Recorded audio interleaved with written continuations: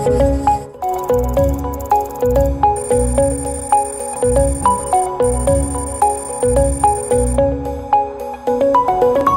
ouvintes da Capital FM e internautas que acompanham o Preto no Branco pelo pnbonline.com.br e pelo Facebook do PNB Online.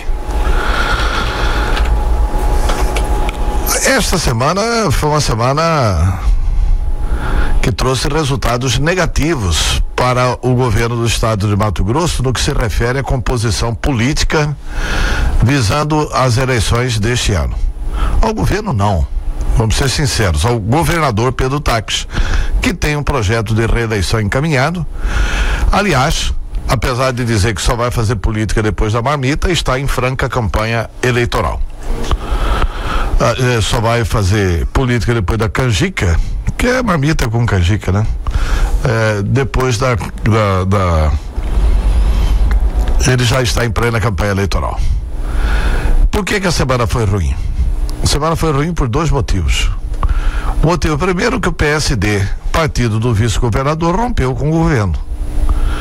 Rompeu de uma forma elegante, rompeu anunciando que é só independente, etc e tal, mas já não dá mais para tentar esconder o enorme desconforto que existe nas relações entre Fávaro e Pedro Taques.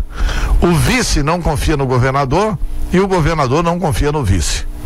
Dizem que tudo começou quando um funcionário do gabinete do Carlos Fávaro foi gravado naquela grande arapongagem que teve em Mato Grosso e que até hoje está todo mundo esperando uma decisão do Superior Tribunal de Justiça, e o ministro lá do STJ, que é ex-procurador da República lá do estado do Amazonas, ele acaba não decidindo nada além de coisa nenhuma, e esse processo todo está parado, com a sociedade de Mato Grosso tendo sido vilipendiada nos seus direitos civis. Mas dizem que tudo começou ali do desentendimento.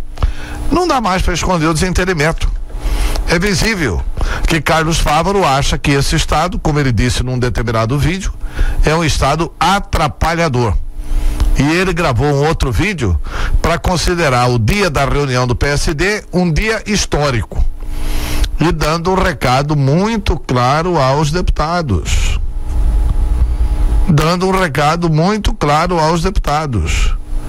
Que querem permanecer à base do governo, que querem manter os empregados que tem dentro do governo, deixando claro o seguinte: olha, a posição do partido está avisada, com muita lealdade, olhos nos olhos, e portanto quem quiser sair do partido, as portas estão definitivamente escancaradas, abertas.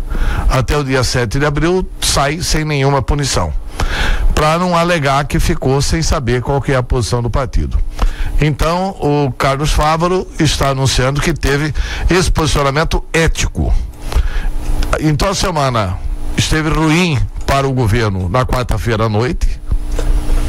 A quinta-feira amanheceu pior, porque já com o resultado da reunião do PSD, cujo resultado aconteceu na madrugada de quinta-feira. A sexta-feira também se avizinha ruim, porque hoje vai ter uma grande festa dos democratas. Hoje nós temos aqui um pré-candidato à presidência da República, o deputado federal pelo Rio de Janeiro, Rodrigo Maia, que é um dos importantes líderes do Partido Democratas do Brasil inteiro. Nós vamos ter aqui o ACM Neto, que é prefeito de Salvador, futuro candidato ao governo da Bahia, que é um dos grandes líderes do DEM Nacional. Nós vamos ter aqui grandes líderes nacionais, como o ministro da Educação Mendonça Filho, como o senador José Agripino. Enfim, a cúpula do DEM vai estar em Cuiabá, e o Rodrigo Maia já anunciou, numa entrevista concedida ao nosso co-irmão Edivaldo Ribeiro, que ele vai exigir que o DEM tenha uma candidatura ao governo de Mato Grosso.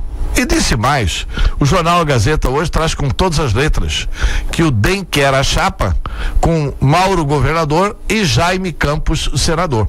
Por quê? Porque sabe que pode eleger tanto um governador quanto um senador em Mato Grosso.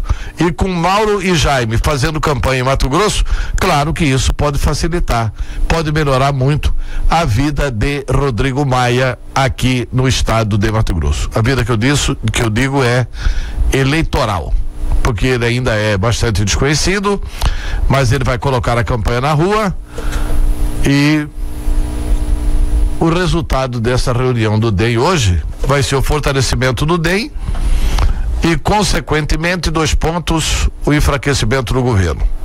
E o governo tem reagido mal a isso. O governo não tem procurado contemporizar a situação. Ao contrário, o governo, diante do afastamento do DEM, escalou algumas pessoas para esculhambarem o Júlio Campos, o que é um erro político estratégico grandioso.